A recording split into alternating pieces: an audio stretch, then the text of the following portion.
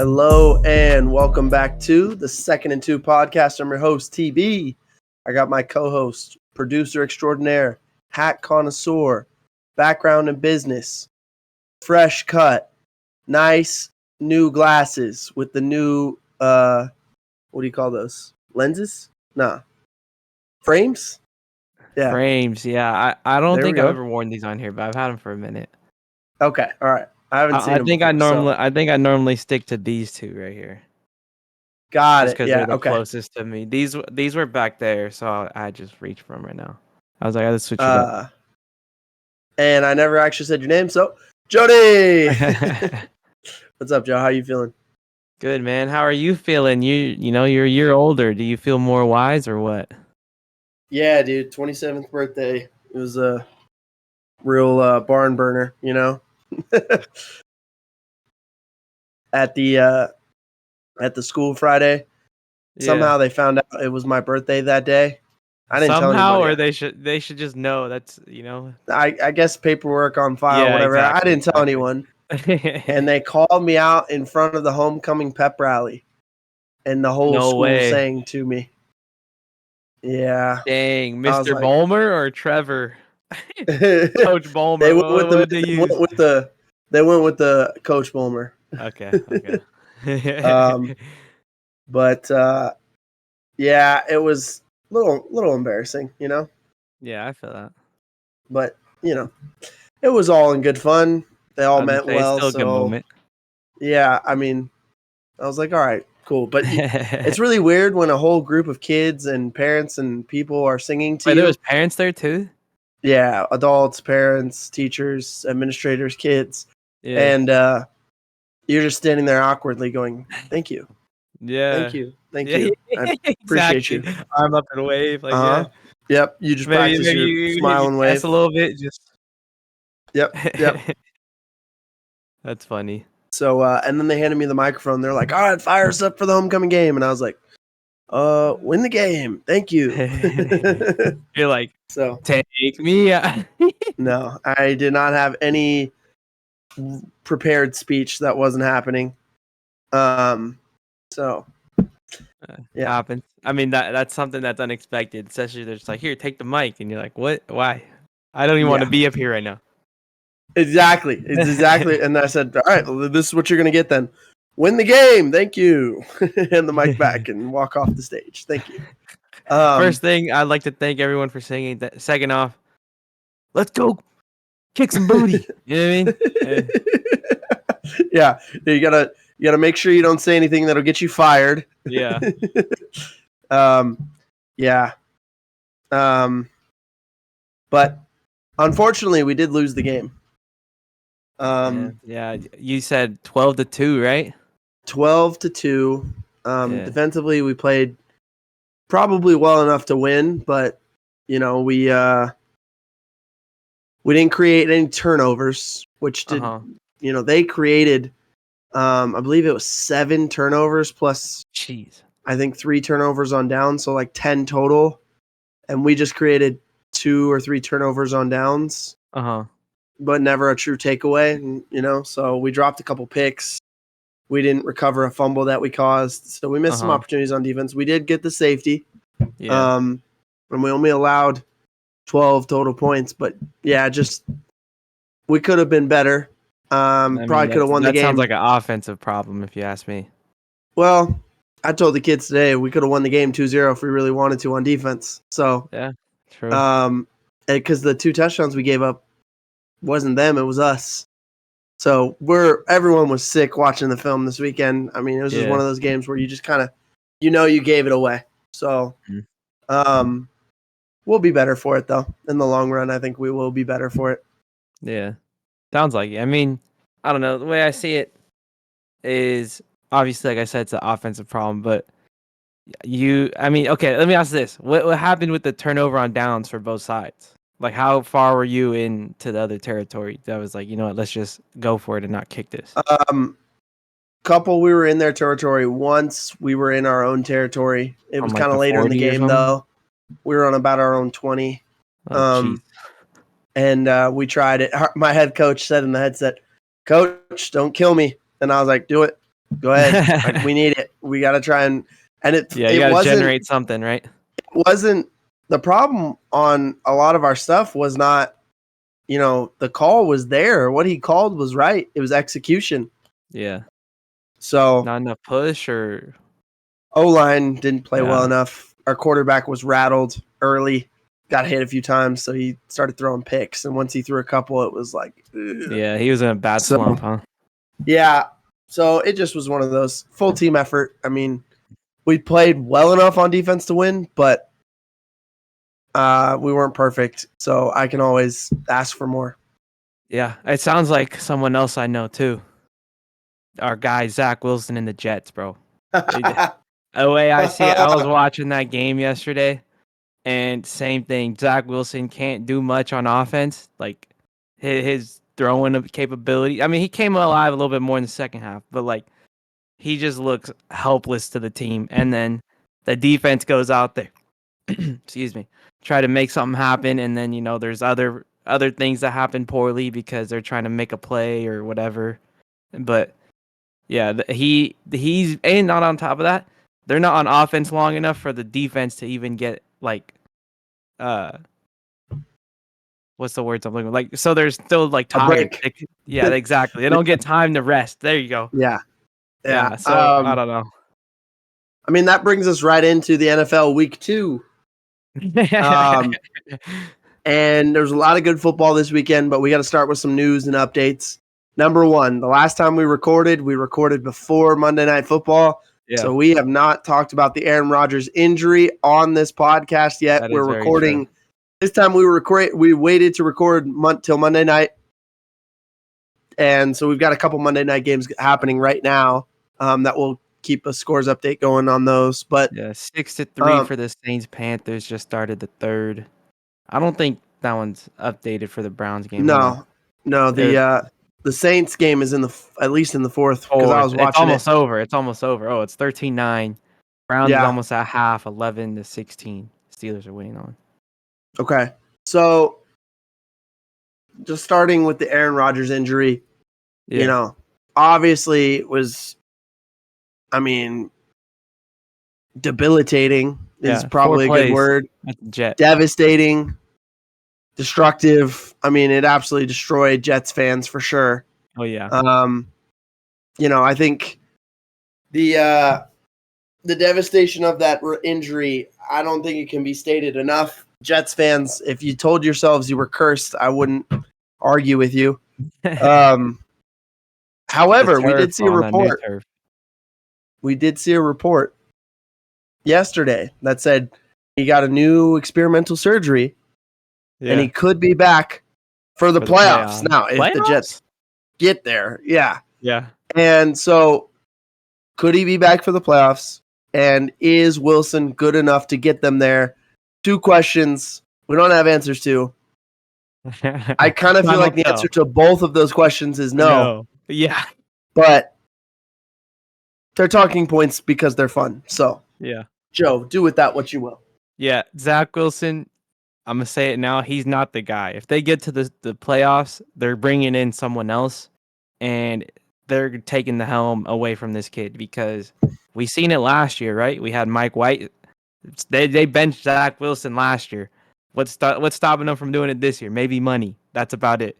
But they brought in Rodgers. They probably thought, yeah, we got some time to develop this kid. He looked good in preseason. Don't get me wrong, but that's also preseason. Not nearly as full speed as it is now. And then you let the kid get a game, and I guess 2 games because Rodgers got hurt in the first 4 plays that he had on offense. He gets 2 games. The first one, you still sneak out a win that I gave you. Lucky. That one was luck. Shout out the kick returner. And then we also, you come to this last game and they're playing the Cowboys, good defense, and you just get picked apart like crazy, Yeah. Yeah. The team around him is so good. Rodgers is kind of coaching him up. Is there a world where they make the playoffs? Yes. Is it a lot of the scenarios that exist? Probably not.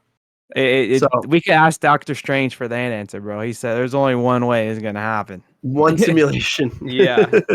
Out of however many he said. Well, as bad as it might seem for the Jets and their situation, they are 1-1. Yeah. They are not one of the 0-2 teams that exist. We know the stat, 0-2 teams making the playoffs. It's very rare. We have some teams that we like that have started 0-2. And so we got to ask ourselves questions about each team and whether or not these teams are real, or if we might need to start thinking about crossing them off in terms of a playoff contender. So they are going to not write back, I guess, huh? They're just leaving that one on delivered. Maybe not. So if we assess the 0-2 teams, first one, Joe, what's wrong with Joe Burrow and the Bengals? Joe Burrow, I mean, my guy's still hurt, and he tried to come back early, and what happened? You get re-aggravated or whatever the word is. And here we are again. He's probably going to have to sit another couple weeks, and it's actually during season now, so, it takes away a couple more probably losses to the squad, and, from there it's an uphill battle as it was already, we're froze. Oh, good, we're back. There it is. We're back. Yeah. Right. So, sorry. Go ahead. Continue. You hit me with the old school Jared. But okay, what did you miss then? Because I mean, he re-injured the calf, and we were kind of talking about how he might need to miss games there. Oh yeah, I was just saying it's gonna be even tougher to come back from being in year 0-2, and now you're probably gonna be 0-4, hopefully 1-3 at the. I mean, I guess you could hope for 2-2 realistically, but what might happen, because I don't know who the backup is, 1-3, maybe 0-4 by the time he's good to go again, and then my dude's missed all the preseason plus another 2 games, and the 2 games he has played aren't the best looking. I don't know. It's gonna be brutal. Well, it'll be interesting because next Monday night is Rams-Bengals. It's a rematch of the Super Bowl, and we might not see Cooper Kupp or Joe Burrow in that game. So, we'll see I think if Burrow can play, he will. That just because they're 0-2 and they need it desperately, you can't go to 0-3. But the Rams have looked like a really competitive team early on. True. Very true. We'll talk about them a little bit later, but they're 1-1 against 2 pretty tough divisional opponents, and have looked good. So that's not an easy game for the Bengals. Going to the next team, Joe. Who we got? The Chargers, man. The classic. It's our year. I mean, we've seen it 2 weeks in a row now. Down to the wire, can't close out. I mean, you talked about this during the AFC West portion that we had over the summer, where their defense just isn't it. And I mean, they can't stop the run. Yeah. Well, on top of that, this was a nightmare matchup for them. It's Vrabel, a defensive mind, and what happens?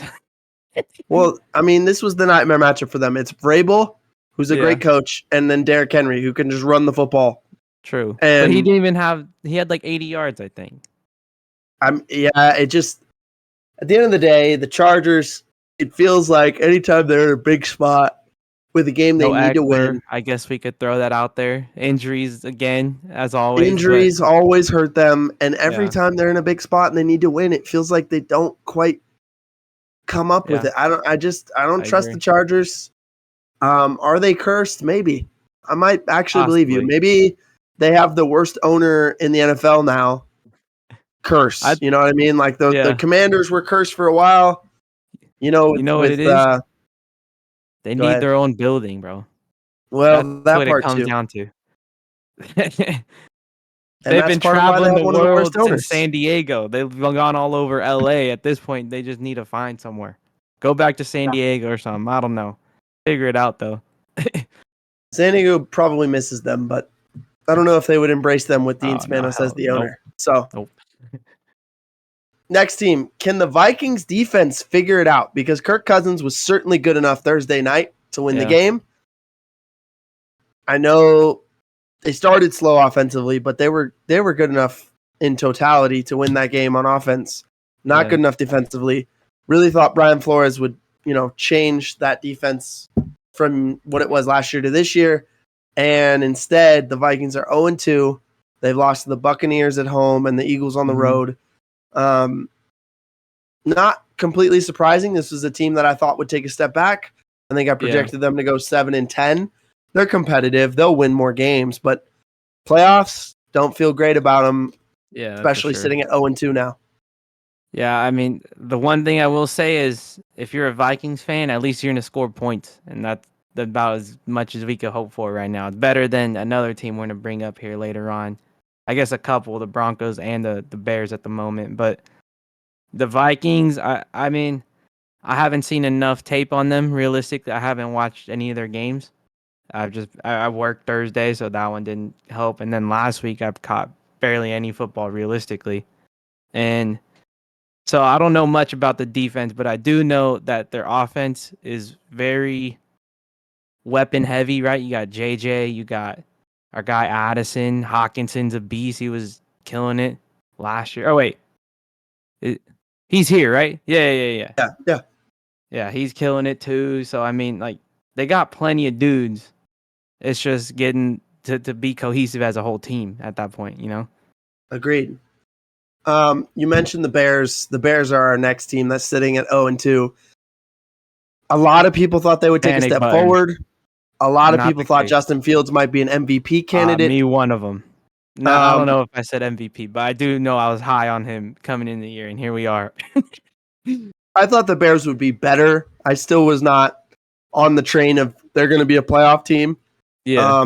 I think I had them at 6-11, and that's kind of what they look like right now. I mean, the question is Justin Fields ever going to figure it out? Because watching him go through his progressions, it doesn't look great. I mean, he can throw the ball with the best of them. His arm talent is unprecedented. Yeah. His ability to run the ball is, phenomenal. Makes it that much better. Their offensive line is not good, so that's still not helping him. But he also just does. It seems like the years of bad offensive line play kind of caught up to him, where he's no longer going through progressions in a way where he feels comfortable in the pocket. I mean, I just feel like he's been hit so much. Looks and then you're running, just trying to make something happen at that point. Yeah. That Buccaneers game was tough to watch for the Bears from an offensive standpoint. Yeah, I didn't get to catch much of it, but I do know I'll be bringing that up later in in the turnover on downs, that and the Packers. So that's going to be brutal. But I mean, I definitely, I'm sure you've seen it too on X, the video of homie wide open in the end zone. He's still looking over here to the opposite side, just like brutal. Yep. Our next 0-2 team is a team near and dear to your heart. Yeah. The Denver Broncos. 1, how are you feeling about them? And 2, what the heck is wrong with their defense? I think it's a combination of things at the moment, because I watched a lot of this game yesterday, and the first half was crazy. They were lighting up the sky. I'll kind of get into it when we talk about Russ later too, also. But the first half compared to the second half makes no sense. They were up.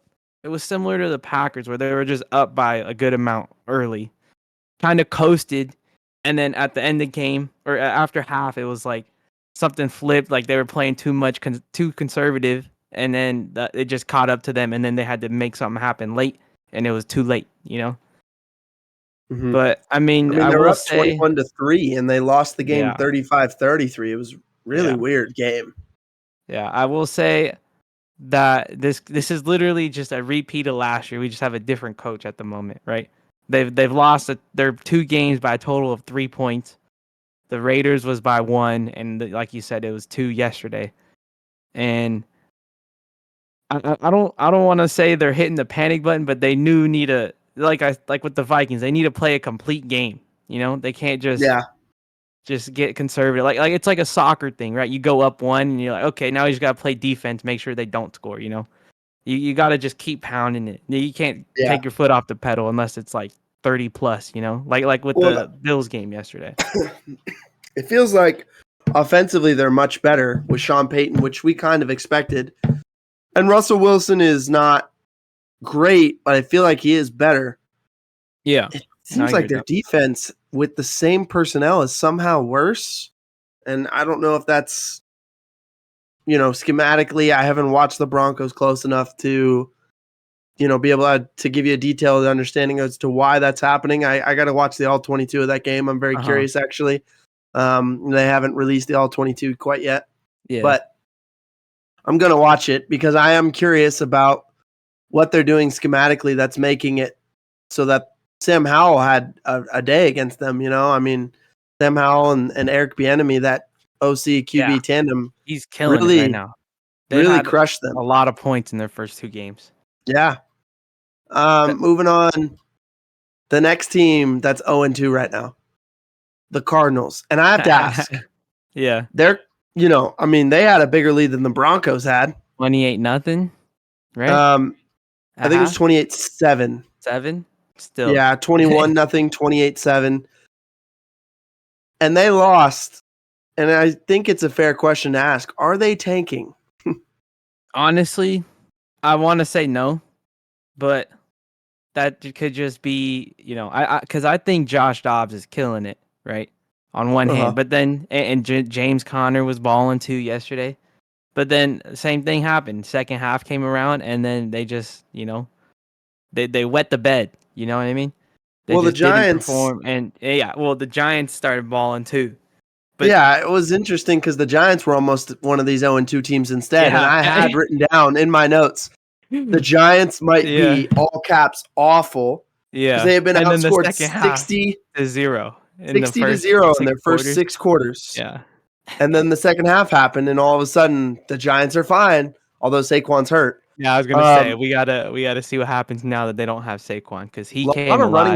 A lot of running back injuries that we'll get to a little bit later here after we get through these 0-2 teams, but Saquon being one of them. Mm-hmm. But it just felt like, man, the Cardinals were winning. They're playing really well, and the second half was completely different. And I saw all of the stuff on X, right, on Twitter. Yeah. You don't like saying it, huh? About are they tanking? Like, did they tank the second half? I don't think NFL teams really do that. I just think it's really hard to do in the NFL. True.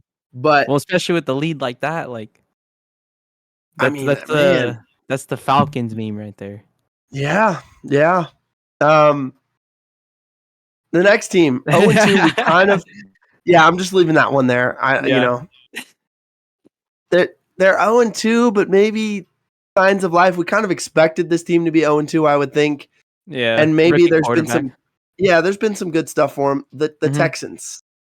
I think there might be signs of life there. Even though they're 0-2, there's a lot to be excited for if you're a Texans fan. CJ Stroud, Will Anderson, both performed pretty well so far.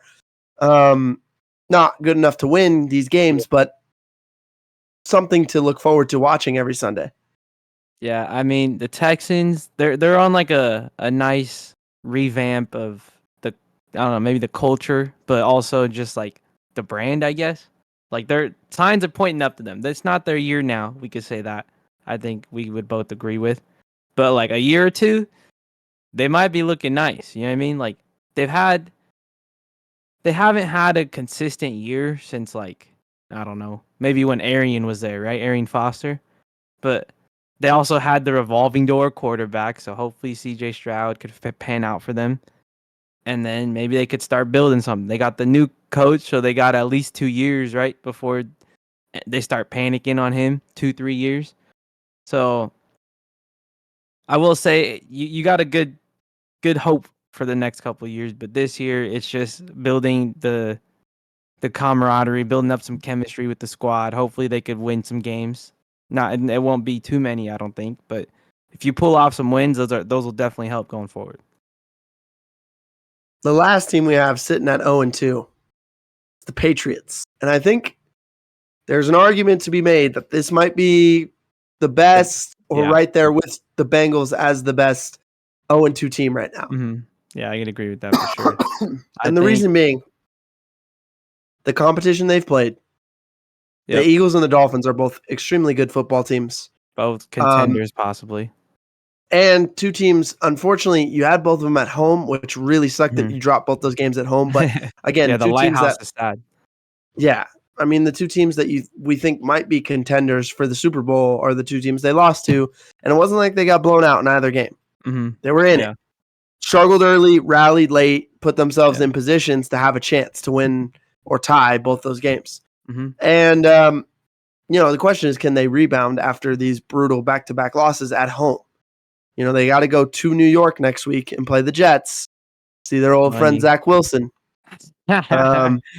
We'll see. We'll see what they can do. I think if any of the teams right now sitting at 0-2, the team I like the most, probably the Patriots, because I'm not feeling great about Joe Burrow's health. Yeah. It would have been the Bengals, but I don't like that calf injury, so I'm going with the Patriots. Is the team I like the best right now. That's 0-2. I could say I agree with that. I know with Joe Burrow's calf being, all janky, we already expected them to take a step back from what we thought they were going to be at the beginning of the year. And now that it's just progressed to this, like the Patriots are in the best spot. They've looked the best out of all these teams too, right? Like they've showed competent play on both sides of the ball. It's just you get that deficit early, and then just you're playing the comeback game. You need to be perfect pretty much the rest of the game, And I will say, after watching that game last night, they're running the dual tight ends, right? Like they were back in the day, and they're looking nice. Gasecki was making plays. Henry, I finally know some names on that squad, right? Besides Juju and Ramondre. So they definitely need some respect on their name for sure, even at 0-2. And that division is just tough in division too. It's going to be a bloodbath for sure. All right, so we've gotten through all those teams. Quick scores update. Saints are winning 20-15 with a minute left in the fourth quarter. The Panthers just scored. The Browns Steelers is 14-16 at the half, or just coming out of the half. Mm-hmm. In that game, Nick Chubb, serious looking injury today. Appears he's probably going to have a knee injury that's going to likely keep him out for the rest of the year. It sounded like it was really bad. They didn't even replay it on ESPN. Oh, really? That's how bad it was. I just saw him laying there, and I was like, yeah, he got carted off. Looks like it's going to be a real serious deal. Saquon Barkley, he has an ankle injury. He's going to be out 3 weeks, it appears. That's what they were saying. OBJ has an ankle injury. Not sure how long he's going to be out yet. And then Cam Akers, he's on the trade block again. Yeah, this time I think it's for real though. We seen our guy Kyron balling yesterday, and they had Rivers coming in too. So I mean, it doesn't look like he's sticking around LA this time unless he goes to the Chargers. If I gave you this list of teams, which team would you like to see Cam Akers get traded to? You ready? All right, yeah. Cleveland, Minnesota, Carolina, Detroit, Indianapolis, or Baltimore? Probably Baltimore. That would be the landing spot you would hope for. And then I would say Detroit would be solid. But what was one of the first early ones you said? Cleveland, Minnesota, Carolina, Detroit, Indy, and Baltimore. Okay, probably I think Minnesota. That would be your rankings, right? You go Baltimore, Detroit, Minnesota. And all teams that have had injuries to starting running backs, because David Montgomery has a quad injury right now. Yeah, I've seen that. Yeah, I mean, I don't know, man. It's tough because I was rattling behind this dude the past ever since they opened up the stadiums, right? I was like, this dude's a baller.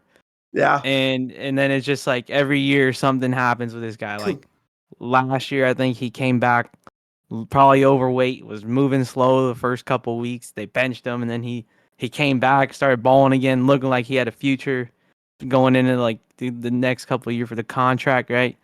And then I don't know, maybe he just got character issues or something, and that's they just want to get him out. They're tired of it. What it sounds like McVay's just tired of it.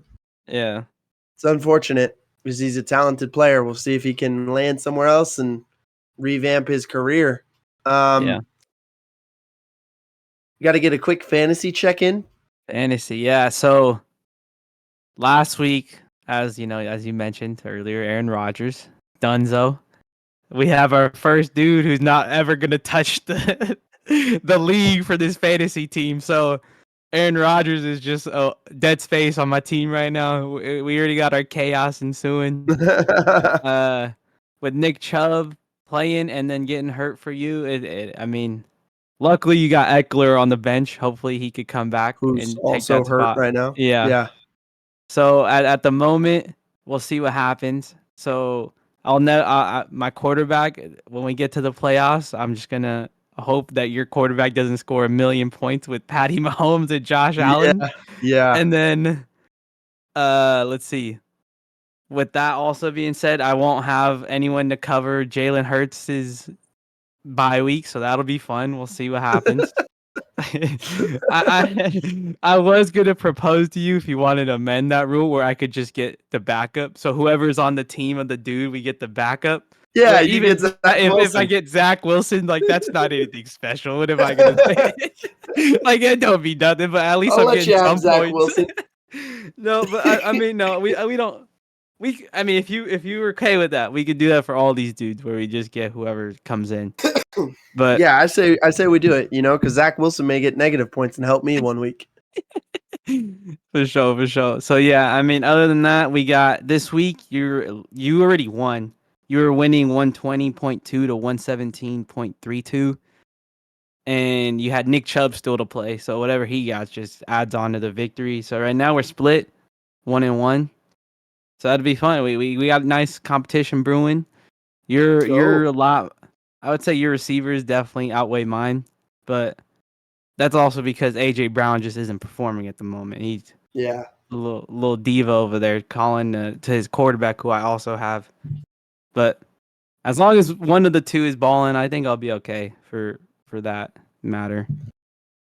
And Bijan seems to be he's a dog. The monster of the league. He's got Bijan. Bijan and Christian McCaffrey are the two workhorses of our teams. Yeah, no doubt. Bijan's averaging 20. Same with Christian McCaffrey. His is like 23-ish. Let's see. Anyone else have it? Big numbers like that? I guess Tyreek's average is high, but that's because he had 44 the first week. So yeah, I mean, we're getting carried by one dude who are also running backs. I don't know if that tells you anything. Are we ready for awards? The award ceremony. Let's hear it, bro. Week 2. We got the Tukwa Gamer of the Week awards. I'll go first on this one. Bet. Mine is Micah Parsons, absolute stud on Sunday. He just had game-wrecking stuff. He's definitely the leader in the DPOY clubhouse right now for 2 weeks. He had 4 tackles, 3 tackles for loss, 2 sacks, a batted pass, 4 quarterback hits, and a fumble recovery that he scooped and scored, but it was overturned, and he just got the fumble Rico, not the scoop and score. They touched him when he was like scooping it or something. Yeah, it got overturned. But I'll just say this: Parsons is him. When we talk about defensive players right now, he is him. Micah Parsons. Yeah, dude. I mean, he's the Tukwa gamer of the week. Yeah, and I think that's a first right there with a defensive player making that list. So I mean, dude. I gotta clap it up for that guy. That's impressive. Gamer. Yeah, fact. Certified gamer. On the opposite side of the ball, you would expect. For me, really running back heavy for me this week. So my Tukwa gamer of the week this week, we're going Kyren Williams. Very similar to the next guy I'm gonna bring up too for my dog of the week, but. He basically, I mean, granted, you had Puka Nacua balling for the squad there too, right? But I would say when the big plays for the team were coming from this guy. He had both the touchdowns for the squad, 1 receiving, one rushing. He had 14 carries, 52 yards, 6 catches, 48 yards on 10 targets. My dude was running all over the place. I thought especially in that first half, because the second half was a lot more defensive for both sides. He was making the big plays. Like I said, he was getting rushes for like first downs. Granted, the carries to yards doesn't really compare to that, but from the time frame I was watching him, it looked like he was making most of the plays for the team and just carrying that squad along with Puka Nacua with, I don't know, had the 15 catches or something with like 150 yards. He was also balling. Set the rookie record for the first 2 games. Yeah, he almost broke it in the game just yesterday. He missed it by 4. Yeah, insane. So yeah, my dog of the week, Kyren Williams from the Rams, running back. Let's go. All right, we got Jody's dog of the week. Who you got? We're going, this guy, same thing for his game. His was the second half though. Another running back. We're going with Saquon as the dog of the week. He made it happen on both receiving and rushing. He had 17 rushes, 63 yards with a touchdown, 6 catches, 29 yards, and a touchdown on 7 targets. Only dropped 1 of those. He, looked very dominant in that second half. He did get hurt at the end of the game, as we already briefly talked about in our recap. And I'll say it was him and Daniel Jones just running the ball that whole second half. They were down, like we mentioned, 21-7 or 28-7. And he was just, without him making that workload for the team, like obviously Daniel Jones was able to complete the ball downfield later in the game, but without Saquon, that would have been way harder because then they had to worry about him running and catching on top of the fact that their quarterback can run, and then he started completing the passes. So I think he took over that game, and then Daniel Jones started like filling in here and there with some rushes. So I liked Saquon because he literally left it all on the field yesterday. He got hurt at the end of the game, went right before they kicked that field goal to take the dub. Like it. True dog. Saquon Barkley. Ooh. Yeah. Yeah. All right, so we got my minor setback for a major comeback. This week I'm going with the Jaguars and Trevor Lawrence. Mm-hmm. The Jaguars offense, they struggled to generate points on Sunday, and their home loss to the defending champs. Lawrence went 22 for 41 for 216 yards. No touchdowns. He missed a couple throws in the end zone. It's the second lowest output of the Lawrence Peterson era in Jacksonville, and they struggled real bad in the red zone. But I just wouldn't anticipate that moving forward. I think the Chiefs' defense was pretty good, and the Jaguars' offense just didn't play well. They didn't execute. They had a good game plan because they had players open. They just missed a pass here, didn't get their foot down there, dropped the ball there. Yeah. It was just a lot of miscues and mental mistakes in that game that I wouldn't anticipate continuing moving forward. Yeah, one thing I will mention is I heard there was a stat where he had the most pass attempts with no completions in the red zone. He went like 0 for 7 or something on the game.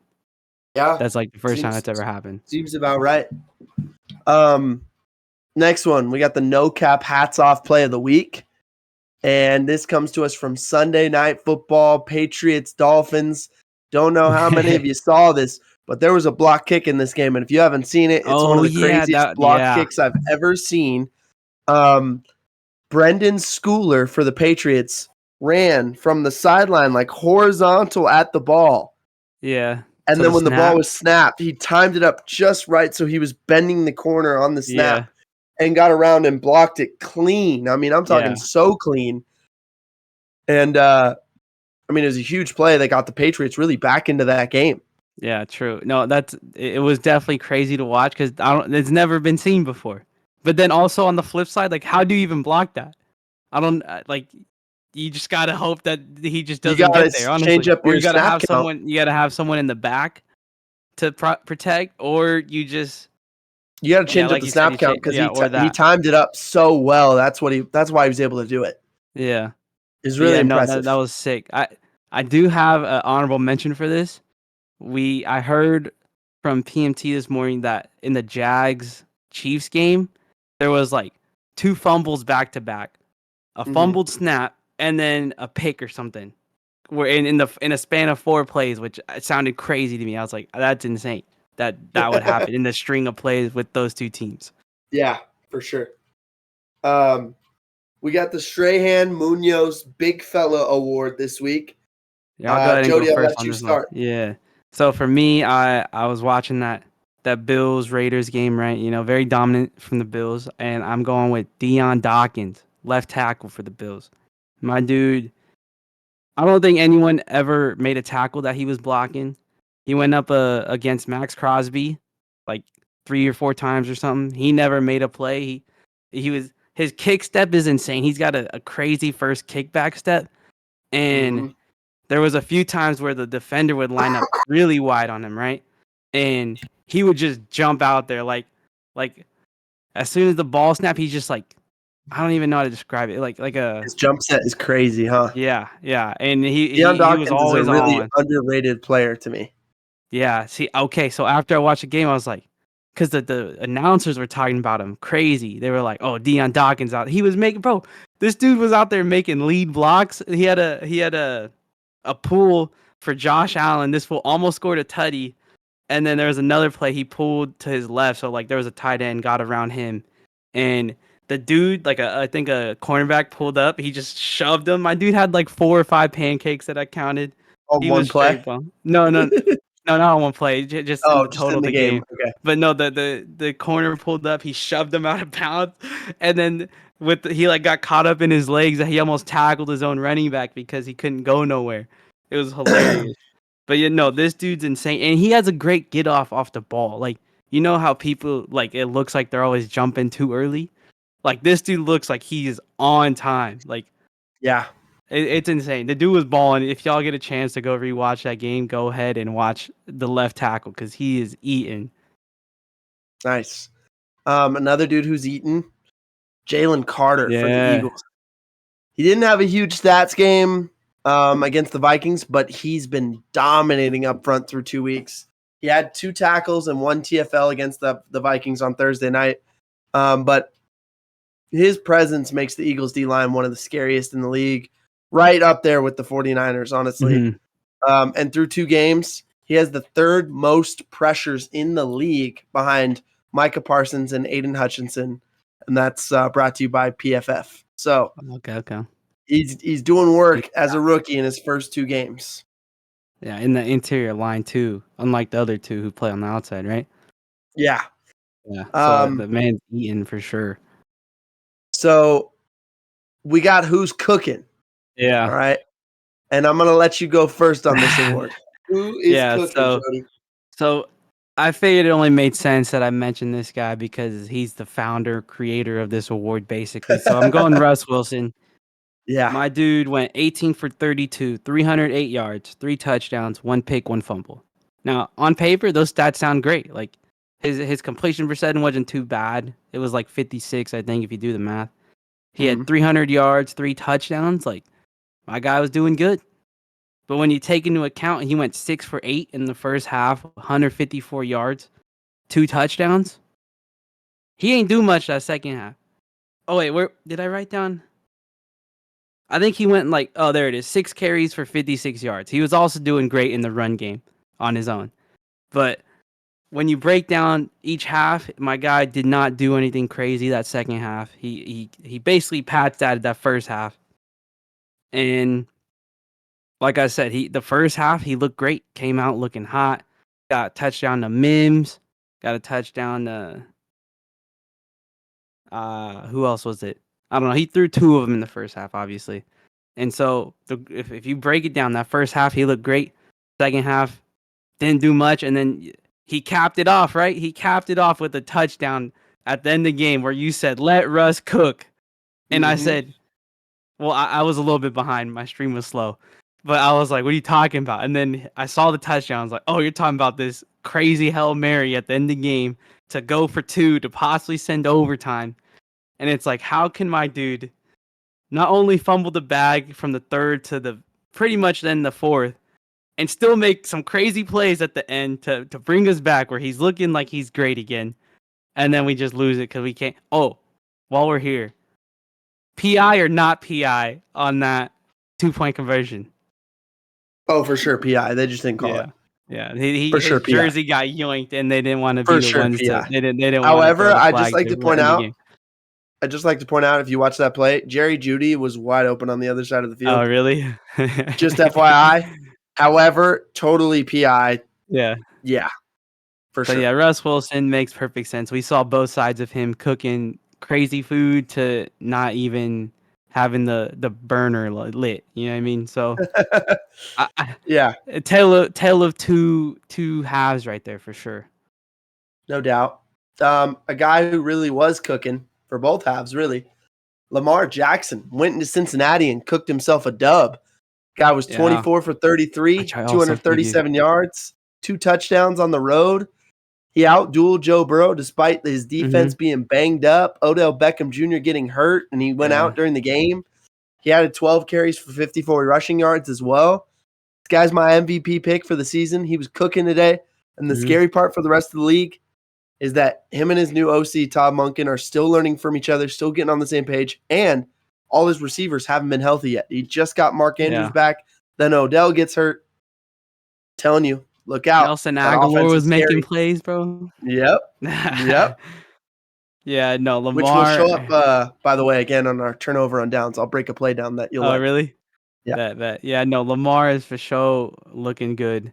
And like I mentioned while you were going over that, I also gave you Ravens money line if you wanted more bang for your buck. But I did say take at least +3. And your boy went 2 for 2 on those. I said the Packers for fun because they sounded nice, but they lost, which we'll also see later. Yeah. We got one more award to give out. Probably my favorite.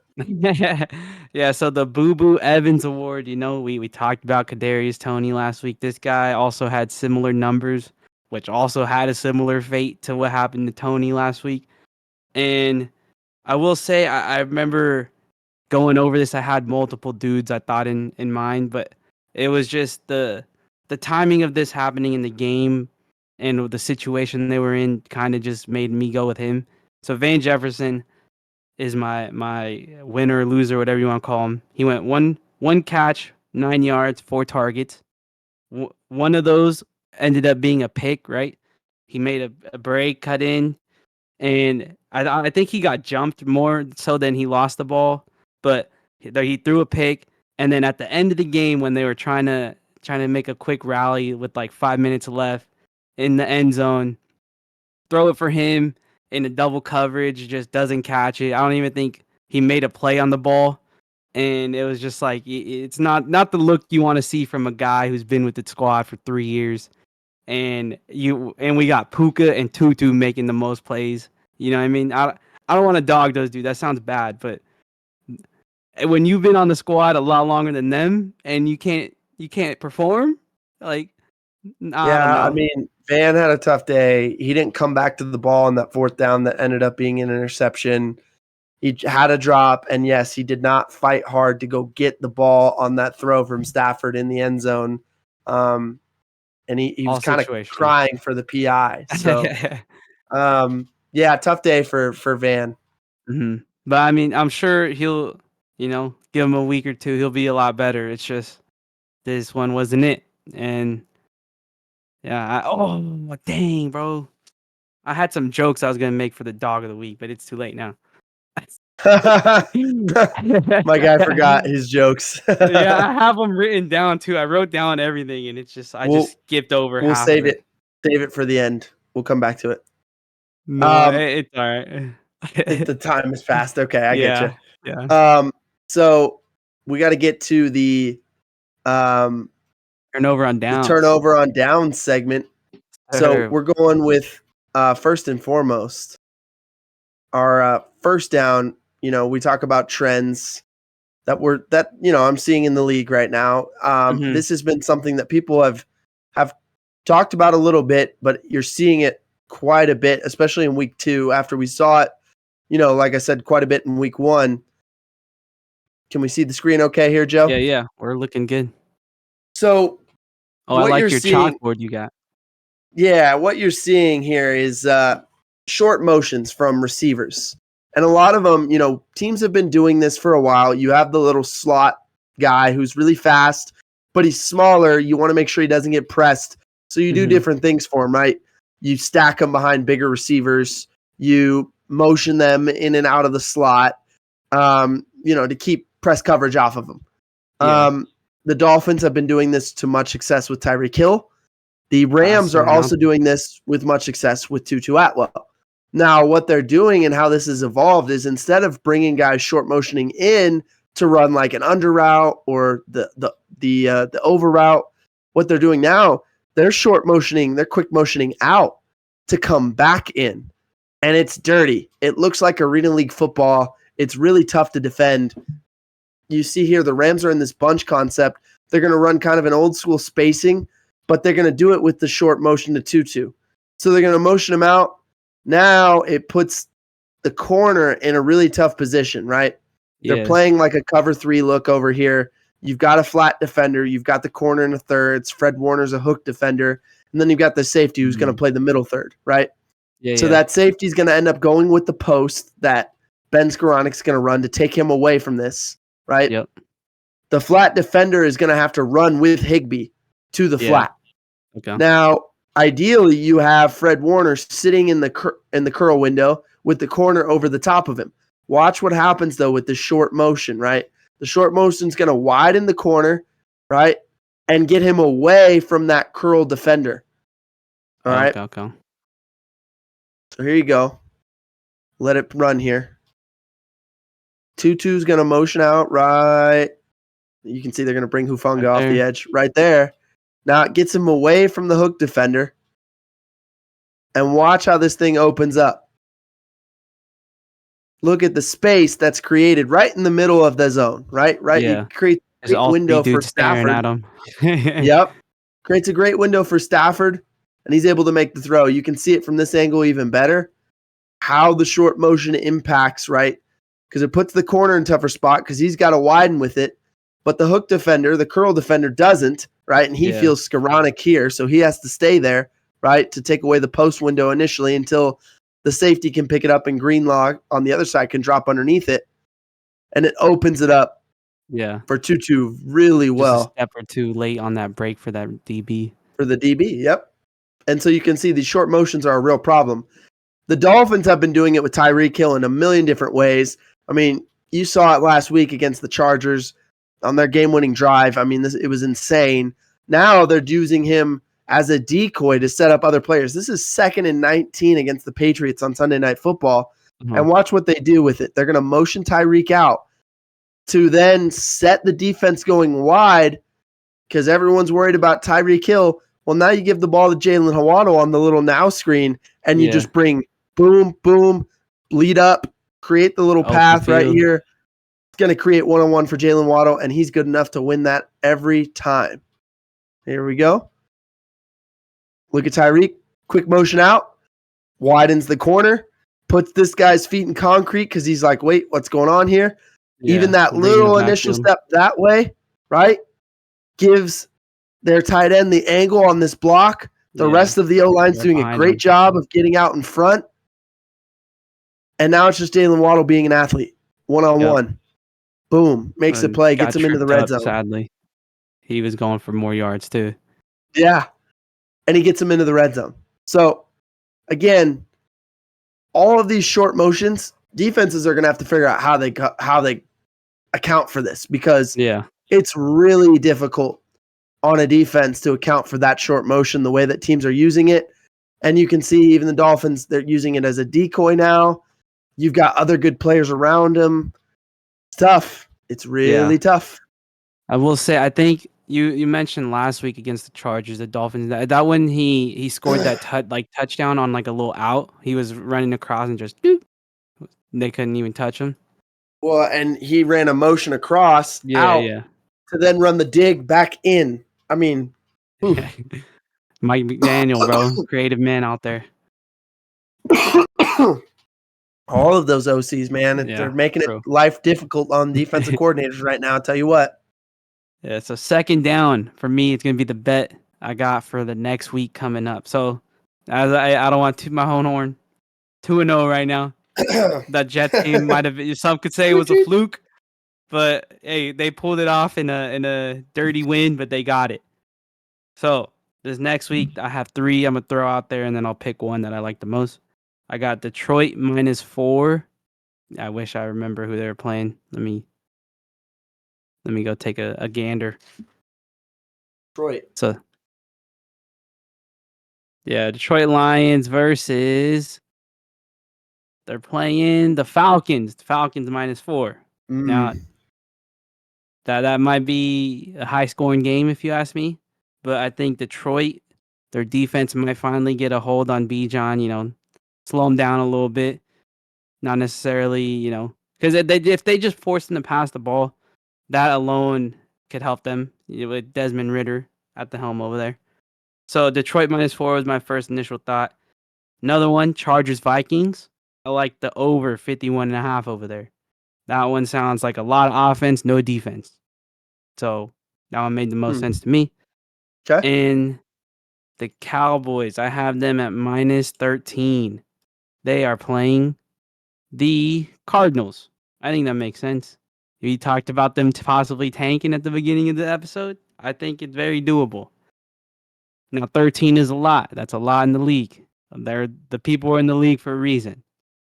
So out of the three, my favorite, I'm going Chargers Vikings over 51.5. That's the Jody sign of approval. Take that one to the books. All right, Chargers Vikings over 51.5. I like it. All right, we're going to third down. We got TB's third down breakdown. We're going to the Bengals and Ravens game in Cincinnati this weekend. We talked about, my guy Lamar Jackson playing at a near MVP level. This is 3rd and 5 in the red zone, right? Gotta have it. You're up 20-17 in the fourth quarter. A touchdown puts this thing almost on ice, right? Yeah, facts. So what you're looking at here, they got a little 3-by-1 set. Mark Andrews in the number 3 spot, Nelson Aguilar at number 2, and Zay Flowers at the number 1 spot at the top, right? Yes, and to this point, Zay Flowers have been killing the Bengals. The Bengals are going to play man coverage across the board with one high safety. And you'll see it here. Yeah. Now, Mark Andrews is going to run the clear route over the middle to take his man away. And now you've got 2-on-2 on that side. They're going to run the little, like hitch route. Almost. Yep, it's smash, but we always called it heem, where it's just a fade. It's just the seam ball, but it's really a fade, slot fade by number 2 with the sit route, the hitch route by number 1. And so you'll see what it looks like here. If I can get this thing to play. There we go. Now watch. Lamar has to manipulate the middle of the field safety, though. He's got to be smart. He knows it's man free. They're showing it right now. He knows he's going to get pressure. So look where he's looking right now. Yeah. He knows he wants to go to the one-on-one matchup. He's going to wait on it, look this way to look the safety off, and then come back and let it go. Now he knows just that little look to the one side, make sure he has true one-on-one, and then he's going to put this ball where only Nelson Aguilar can run to it. I mean, you can't throw it better than that. It's money. That's a money shot right there. There you go. Over the outside shoulder. Nelson Aguilar, dancing on him. You'll see it again from this backside angle. Just like a dime throw. As the kids would say, it was a dot. Looks him off first, comes back to it, lets it go. I mean, Nelson Aguilar is still 12 yards away from the end zone when Lamar Jackson lets this thing go. 14 yards away from the end zone. Yeah. And you'll see it just lands perfectly over that outside shoulder. The DB doesn't even. Yeah. Chidobe Awuzie doesn't even have a chance to make a play. I mean, that's the kind of ball that Lamar was playing all day. The kind of ball that really, frankly, the Ravens needed him to play in order to win that game on the road with their defense being a little banged up. I know the Bengals offense wasn't very good, but man, great play by Lamar, and that's kind of the ball he was playing all day long. Yeah, I mean, I think we expect him to do that going forward. Just, they're eating over there, and we love that. But the last fourth down for this, the last spot on this turnover on downs. It's a bad beat on the day, and I got 2. One of them's a lot more of a bad beat than the other. I guess I got 3 because our guy Sean McVay. So some people, we'll start with that one since I just brought it up. Some people might have had 7.5 on that game. Some might have had 7. It was at 10 with 4 seconds left on the clock. The Rams were probably, I don't know, say on like the 30. And they could have ran a play, went for a touchdown, see if they could pull it off or not. But instead, we bring out the field goal unit kick the field goal and lose by 7 instead of 10. Now, some people, maybe they got the push. Some people might have lost that bet or won. Who knows? Depending on what side of the coin you were for that. So that's one of them. Another one, we had the Bears game. I like the Bears. As I said, they didn't pull it off. It was 3 or 3.5. I don't remember. And so they're down 3, right? It's 17-20. I don't know where they are. I think they're within the 10 yards of the Bucks zone.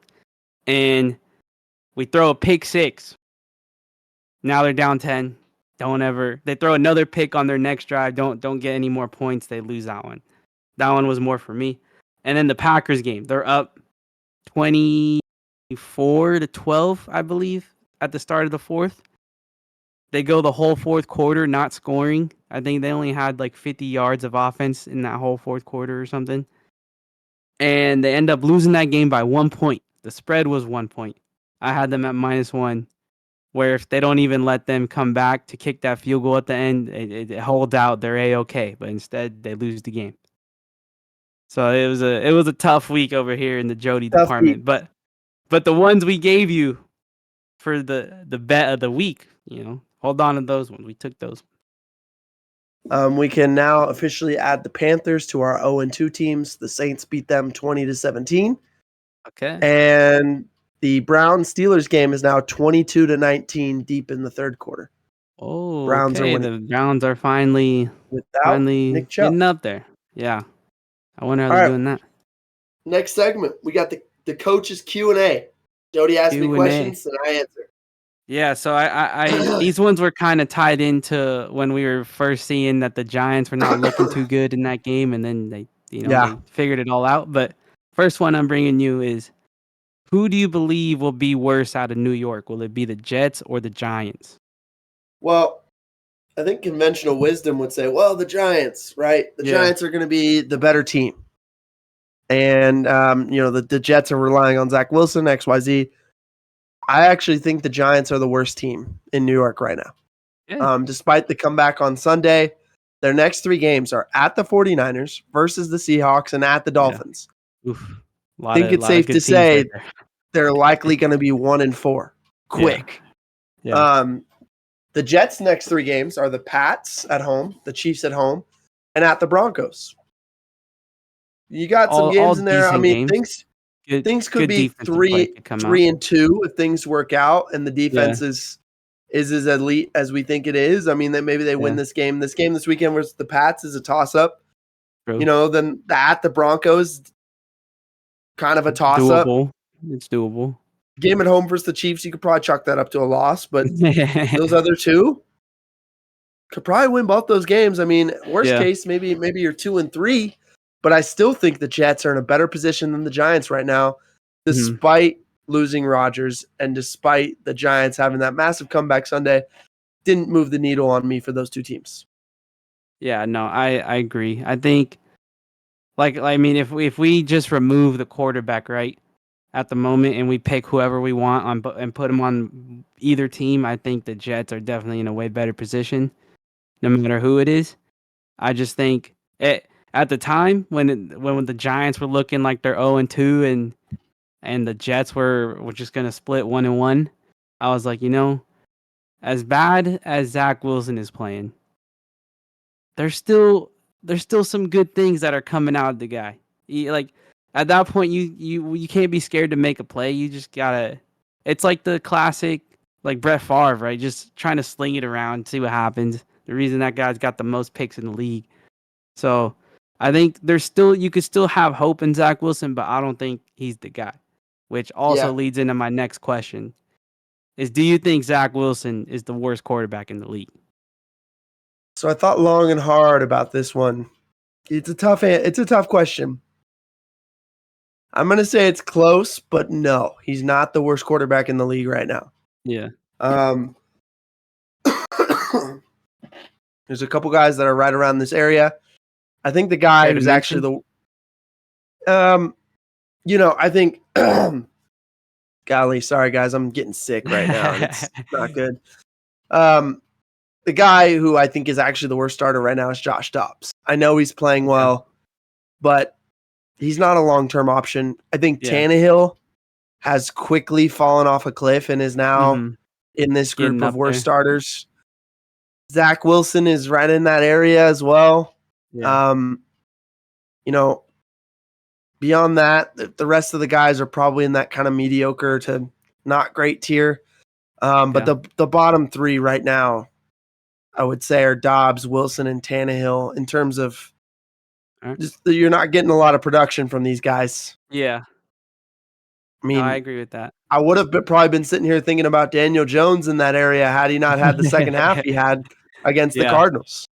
No, I feel you. I think the key is they got to figure out a way to keep the box open, you know? Like they got some good running backs over there, Breece Hall, Dalvin Cook, Michael Carter even, but they're just stacking the box and not letting these dudes do anything cuz he can't complete the ball. So I mean, when I sent this in, I truly couldn't think of another dude. Josh Dobbs crossed my mind, but when I was watching that game, I was like, this dude looks like he's better than this guy, you know? So it was like they just got to figure out a way to keep the running back open. The running back's going to be the workhorse, but they got to keep the workload on the inside minimal cuz if he can't throw the ball, like you could put 8 in there and just run man on the outside, and at that point you can only do so much. The first like couple drives in that game were literally like run the ball, pass incomplete, punt, and it's like you gotta be more than I could predict that. That's like me playing Madden for fun against the computer. You just gotta. You're being too predictable right now. It's hard with Wilson because you watch him and he flashes the talent, and you know it's there. He has talent that most guys in the league don't have. The problem, he just mentally he hasn't gotten there. I was gonna say when he gets there, if he can get there, it could be spectacular. I just don't know. I mean, it's year 3 and he's not there yet. I don't know. That may mean he may never get there. So we'll see. Time will tell. Yeah. But we got to finish this week out on a high note. The banger of the week. What you got for us, Joe? Yeah, so this one goes back to probably like 3 weeks ago now, when we had that off week. I got around to watching some TV. I was watching, I believe, Peacock, I think is where this is at. I was watching Twisted Metal. Have you ever heard of it? No. All right, so it's based off a video game, which was my first like intrigue to it, right? Similar to The Last of Us. How I was like, okay, all right, it's based off a video game. See what it's about. And but what was different is this game is literally like, it's like if you're playing Mario Kart, but you're not racing. You're just in an open field attacking each other. You know what I mean?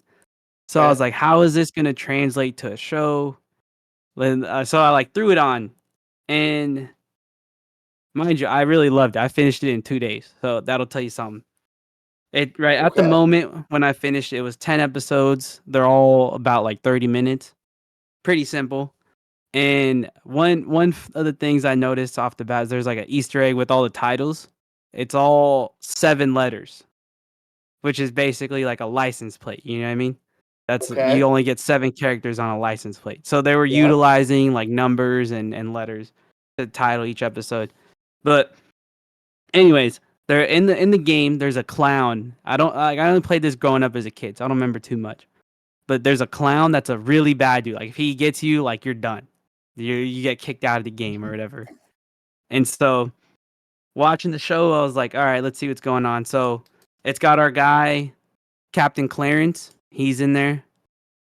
I don't know his real name. I don't know if that helps. Anthony Mackie. I was just looking it up. Yeah. The cast. I was looking at it. There you go. Yeah. Yeah. So he's in there. There's some chick who's on like some TV shows. I don't know her name. I don't remember. Stephanie Beatriz. There you go. Yeah, and basically there's like, it's like similar to where they got different cities, right? Like big cities is where everyone is like living. It's kind of like a apocalyptic world. Yeah, where it's It's kind of it's got like Mad Max vibes. Never seen it, but like just Got based it. off what Mad you Max, see, yeah. it's like similar to that, I guess, where it's kind of just like an open area where things are going to hell all around you, but you're trying to make the best of it. Okay. And I liked it a lot. It starts off just the dude. So Anthony Mackie just like living life on his own, doing his job, which is like delivering stuff to different cities. And then after a certain point, he encounters that clown I was talking about. Is that clown's name Sweet Tooth by chance? Sweet Tooth, yes, that is him. It's voiced by Will Arnett. Who's that? I don't know. He's a bigger-ish actor. Oh, okay, yeah. So that dude's hilarious. He says some wild stuff, and so this dude, so Anthony Mackie gets caught up with the chick at like a cop outpost, and they kind of gotta like team up at this point, while he's still trying to do a job. They become homies. The clown pulls up. They're in Vegas fighting the clown, which is crazy. And the only thing, the only bad note I have on the show is they don't ever really fill up gas, and so that's the only part that's like unrealistic. But other than that, I love the show. It was an easy watch. It was very, very like I could get through this. I'm a big. I like the 20 to 30 minute range. An hour is like you get to like 30 minutes and you just like hop on the phone and then you're like, oh, what happened? You know, that's just me. But yeah, I love the show. Great watch. It was pretty funny, and there's definitely looks like there's going to be a second season, which I like. I look forward to. Sweet. Yeah, I know I kind of rambled on. A lot of things are going through my mind as I've been like a couple weeks out of the show, but it was really good. That's all I'll tell you. That sounds good. I'm gonna have to check it out. I always love when you give me stuff to check out. Because it's rare, right? Yeah, no, it's good. It's good. It sounds like something that I'm gonna like, actually. So I'm excited. You should watch it with your girl. So the two homies fall in love in the episode eventually. So it might help. I bet you it's something she'll want to watch too. She's gonna probably hit me up about it. She listens to the episodes sometimes, so I would imagine she'll listen to this and say something to me. She's like, we should watch that show. Shout out to Jill. Yeah, facts. Does she? Oh, damn! I just lost my question. Oh, what does she listen on? That was what I was gonna say.